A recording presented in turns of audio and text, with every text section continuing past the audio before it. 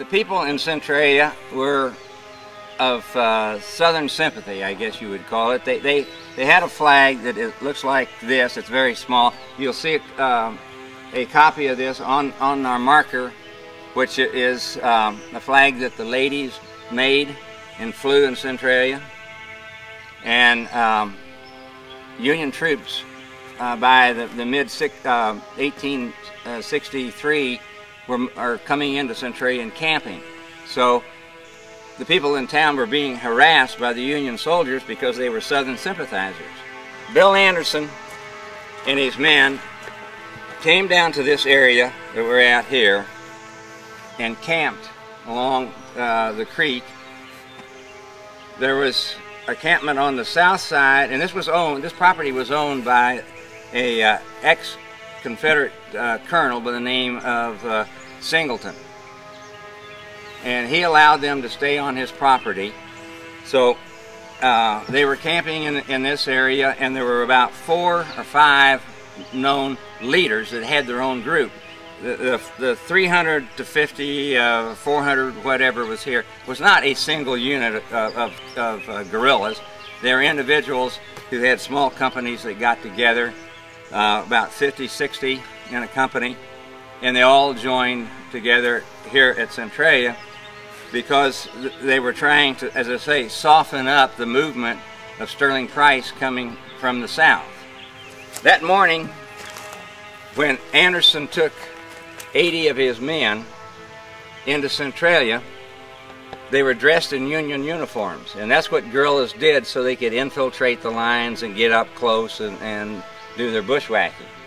So when they came into Centralia, they were wearing Union uniforms, blue uniforms, and the people of Centralia thought, oh no, here comes the Union, we're going to get harassed again.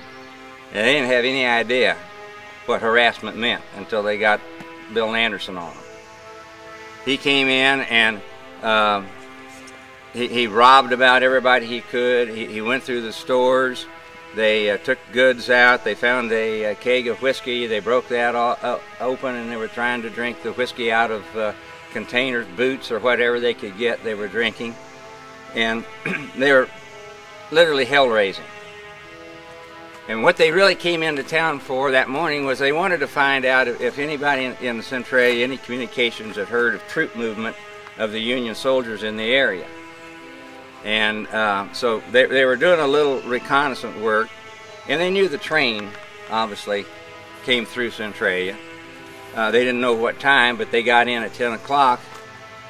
And about 11, a stagecoach came in from Columbia, and on that stagecoach was 2 important people. One of them was the founder of the University of Missouri, James S. Rollins, who I don't know if you've heard of, and the sheriff of Boone County, Sheriff Waugh. Both of those 2, as well as the 3 other people that were on the stagecoach, were going to the Democratic Convention in Mexico, Missouri. So they were stopped, they were robbed, and if they had found out, if the guerrillas had found out their name and who they really were, they would have been killed on the spot, because they didn't know that they were going to this non-secession type of Democratic Party meeting over here in Mexico.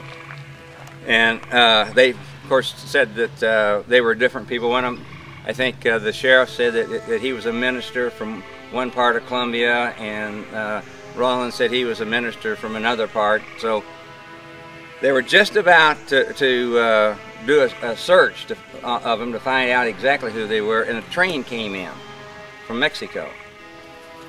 This train had 4 cars on it, a baggage car and 3 transportation cars. And on the train they had 150 people, including 23 Union soldiers that were heading home on leave, on furlough. And they had been with General Sherman down in Georgia. And they were going on leave, and most of them lived either in Kansas City or up in Iowa. When the guerrillas found out who they were, after, of course, they robbed everybody they could on the train. That's their standard first procedure.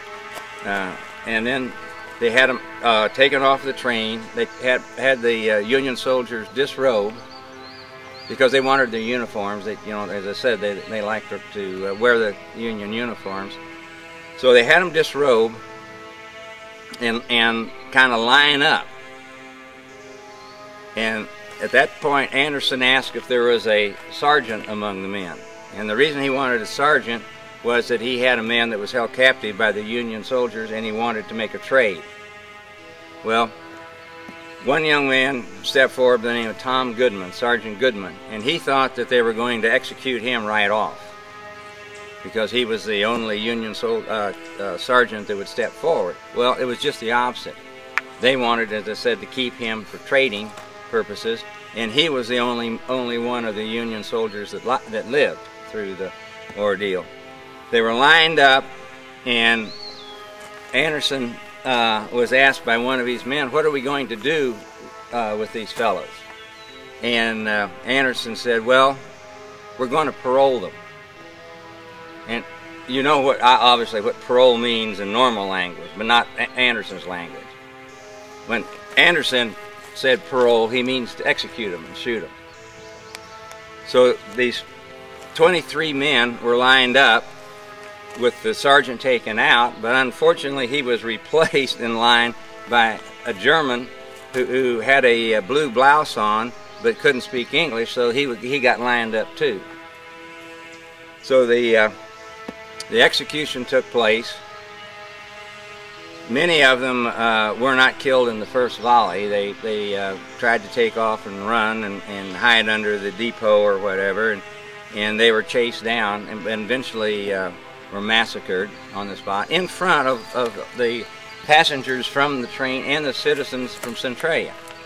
Major Johnston and 155 Union soldiers of the 39th Mounted Infantry came into Centralia, and they had been looking for Anderson. They knew that he was in the area somewhere, and they saw the smoke from the depot that was set on fire and burned, as well as the trains were burned. They were fired up and set down the track.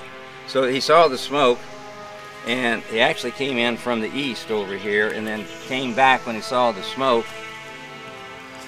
And while he was in town, he was talking with the citizens and the people about, you know, how did this happen? All my men were still laying on the ground. So he was outraged. Nobody had bothered to pick up the dead soldiers.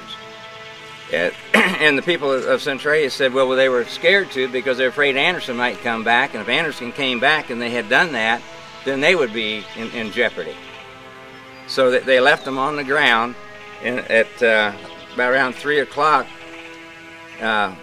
Major Johnston was so enraged from the carnage and all that he was trying to figure out how to go down to wherever the encampment was and to pull a raid on the guerrillas. Now, as I said, he had 150 men, and the people in Centralia were saying that you're way outnumbered, plus the fact your men are raw recruits. They've only been in the Army for a short time. They don't really know that much about combat, and these guys, these guerrillas, are hardened killers. They've been doing this for a long time, and that you would be totally defeated by Anderson. Well, Major Johnson said, well, I have long rifles, and I can shoot at further distance, and that before they can shoot me with their pistols, I'll be able to shoot them with the rifles. And he says, I'm going to go out and find them. Well, about that time, a decoy group from Anderson had come up to Centralia and made themselves, their presence known, because they wanted to be followed back to the ambush that was set up over here on the battlefield. So Centralia is up here. They came down from, which is to the west of us. Anderson had already been here with his men. This is roughly about 50 men in each one of these little lines to give you an indication of being outnumbered. So they came in. Anderson's the 39th Mounted Infantry, which mounted infantry means you shoot with rifles, and you do not shoot from horseback. You get off of the horse, and then have a skirmish line set up, And in doing that, you had to have somebody hold the horses. So every 5th man held horses, which meant you only had about 100 of Johnston's men in line to form a skirmish line. Well, he could see down here that there was about 100 or 80, whatever, of Anderson's men. Now we're talking about from here to here is about 600 yards apart. So what happened was that Johnston felt, well, you know, I can just shoot these people before they get up the hill, and we'll have done with this kind of a situation. So, only problem was there's a slight hill that you'll see when you get out here, and this is the top of the hill, and they're shooting downhill. Inexperienced riflemen shoot high when they're shooting from the top of the hill down. They gave the order to charge, and they started out slow, and when they got about a third of the way, the volley was fired from the infantry. Only two people were actually hit in that round, and were knocked off of the horse dead. Now, of course, they'd be doing this by hiding behind the horse's neck and spurring the horses up faster. Well, the time they got up here, Johnston's men could not have time to reload. They were totally empty. Now, what Anderson had was each man had 4 or 5 pistols that had shot 6 shots at the piece. And they were standing right on top, on horseback, of these 100 Union soldiers who could not fire back. They did have fixed bayonets, but that could only jab you in the leg. So as they got up on top of the hill, it was just like you're sitting here just shooting somebody inches away from you. And it was 3 minutes. Anderson, as he got up the hill about here, these other came from the tree line, from the woods. They probably didn't even have a chance to get up into the fight.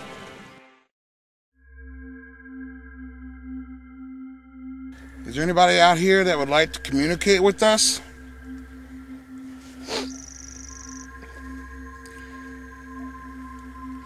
Can you tell us your name?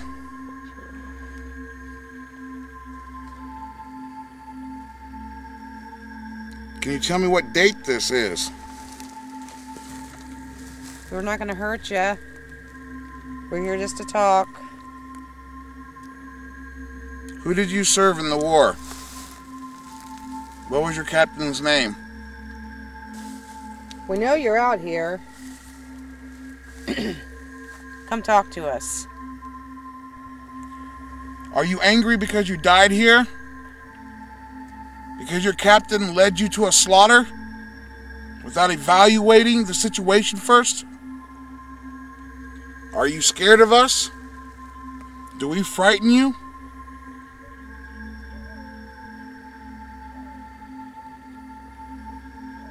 Is anybody buried here? Are those planes? We're not doing UFOs now, are we? No, I was watching those before. It's weird.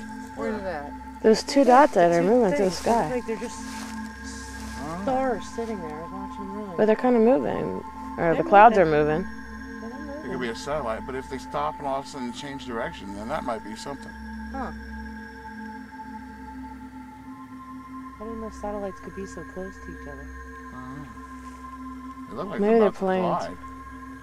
Looks like the back one's faster than... Oh, let's watch it for a second and see what happens. That's kind of bizarre. Are they moving? Yeah, because they're getting closer together, aren't they? Yeah. What state are you from originally?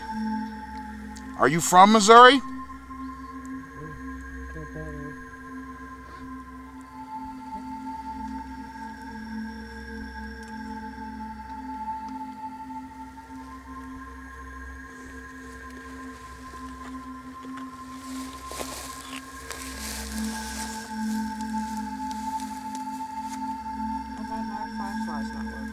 What?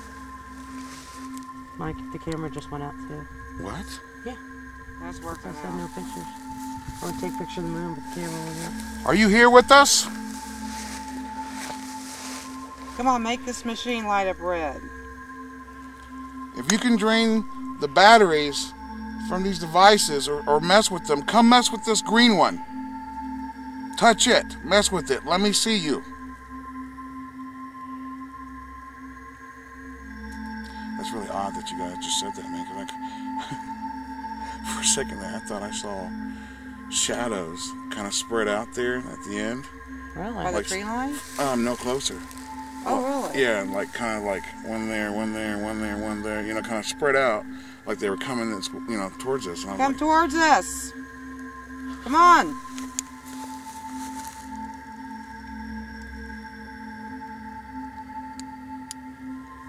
Did the flashlight go out again, or is it? No, Okay. it's good. That was weird. Yeah, I wish we'd get something on that.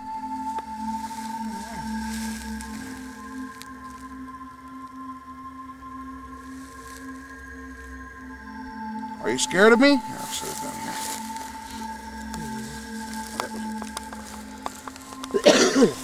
There. I'll put mine down too. There. Now we're not touching those at all. We'll even back up a bit.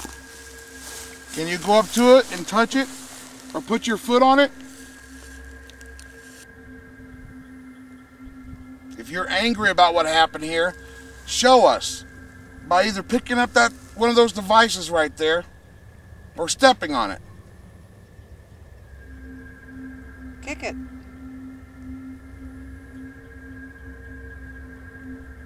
So many of you died here, and we want to know how you feel. And all we are asking is that you show us by throwing those devices.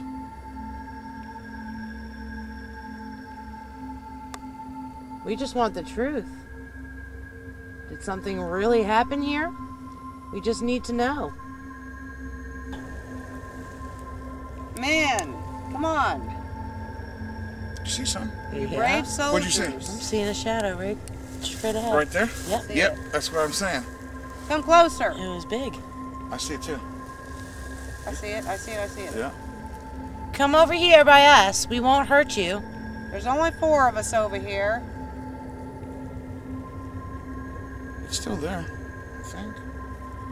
My eyes playing tricks on me. I see it right I there. see Yeah. it. Straight in front of my finger. It's like just standing up right there. Yep. Come closer to us. Just taking back. The batteries won't work in this thing. Oh. Tell us your name. Oh, now your camera's working? Yep. Oh, you're kidding. What? That's bizarre. Yep. It's going now. That's really weird. Where does your battery read on yours? Like how empty it is, or it doesn't. No, it's working. Tell us your name and your rank, soldier. You want the flash on?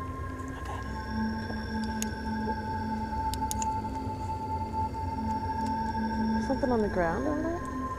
Huh? Right here? That's what Right we're here? seeing. No, right here, right? Yeah. Right Where? there. Right in front of me. Wait. Right there. Move to the right. No, what was right there? No, to the right. My flashlight's dead. Right. What? Look at that. Something's messing with me. Oh, And now now look it at comes that. on. See, mine did Try the to same thing. tighten the end of your flashlight. Sometimes it comes loose and it It's will. tight. Okay, so so far it's messed with your flashlight, Oh, yeah. your flashlight, And the and the camera. Okay. We know that you're here. Make your presence known, soldier. Make it known. You Yell gotta out. Come closer. Go ahead, Sissy, do that again. I see. I saw something over there.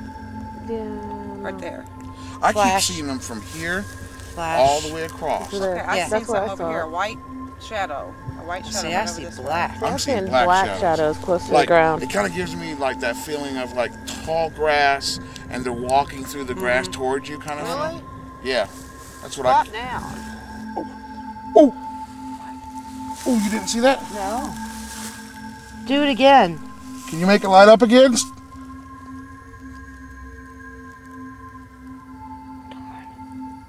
It went off, and it went all the way up to the red. We won't hurt you. We just want to see the pretty lights again. Will you light it up to let us know you're here?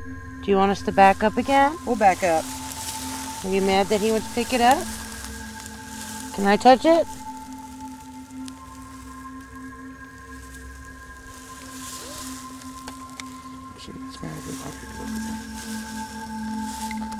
Ooh, yeah. Hey.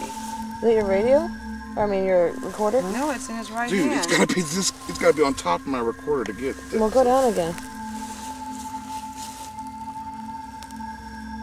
Hey, Yeah. There we go. So you don't want us to move it? You like it there? Can I pick it up?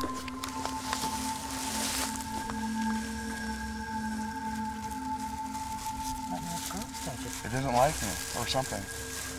I'm not sure. Try it again. I'm Try not to sure pick how it to up react. again. Hold on, let me fix it. Threatened by you. What is that? It doesn't like you. It's that you don't have anything in your pockets. No. You have a radio? My phone radio's way is back here. off. Okay, and give me your recorder. Dude, I'm holding it back here, but yeah, okay. Let me just, debunk, Okay, let's you all know. step away from Mike and let him pick it up. Yep. I did it again. Okay, I'm gonna try to It's pick not it the up. radio. It's not that either. Susie, doesn't mind. Don't do anything for me. Do you look to me as like your superior officer?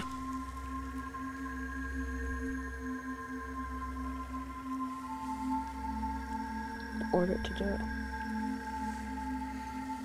What's the order to do? Order it to light the lights up. All right, soldier. I am ordering you to pick up that device and hand it to me.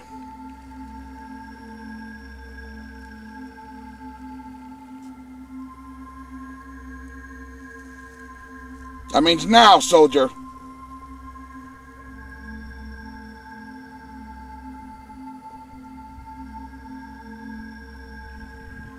I want you to know that I would not lead you in a battle, in a slaughter. I personally know that the tactics here used that day was awful, life-threatening. Your captain put you in a dangerous situation, which cost all of you your lives.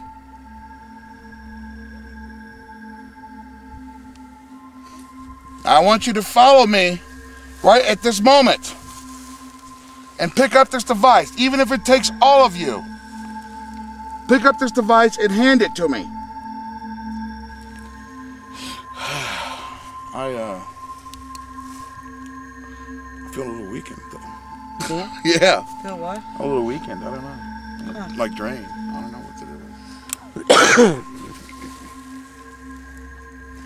Well, if you can't do that, then you're gonna have to stay here and deal with the situation. We come here only to communicate. Oh. Ow. I missed it again. No, I got a... It's not that. I got a pain in my side. Oh, I had one in my shoulder before. It was very strange. Did you touch Mike? If so, light up this machine and say yes. I just got freezing. Cold chair? Yeah, I feel that. It's really cold. What's the temperature? 27. Excuse me? It says 27 Oh, Fahrenheit. now I got... 28. Where's it at? Now I got a pain in my front. It says 39, What 33, is the deal here? What's it feel 32, like? Like a sharp pain. I don't... Like... 56. Might stab me or something. That's what I felt over there. You did Really? too? Behind my shoulder. Oh, that hurts, man. Kept moving. Where's the...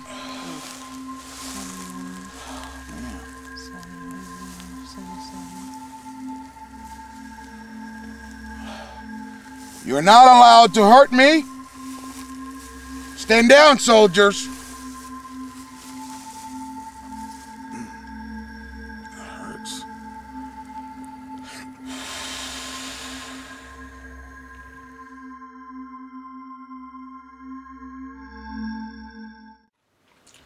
As for our investigation of the Centralia Massacre Battlefield, we ended up finding 3 EVPs that I want to play for you. During the investigation, we were talking about possible like UFOs. There was some stuff going on, And we actually caught an EVP that kind of sounds like some kind of gibberish, maybe possibly some kind of communication with a ghost or an alien. So check this out. Do you need to sit down? Yeah, It looks like they're moving. It looks like they're moving, but they're not moving. There's just a cloud near them. They can look like they're moving. This next EVP, you kind of hear some little bit of screams or moaning, and then some knocking, which is really, really odd because nobody's talking or moving or anything. So check this one out and see kind of what mysterious this is.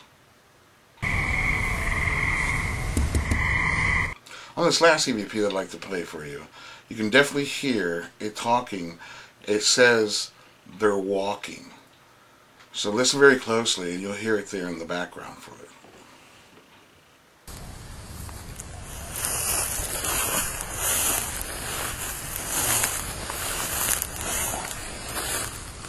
The investigation of the Centralia Massacre Battlefield was really a hard investigation to do for us, being that it was outside. There was a lot of outside noises, weather permitting, a lot of factors that we had to take into consideration while going after the evidence and stuff.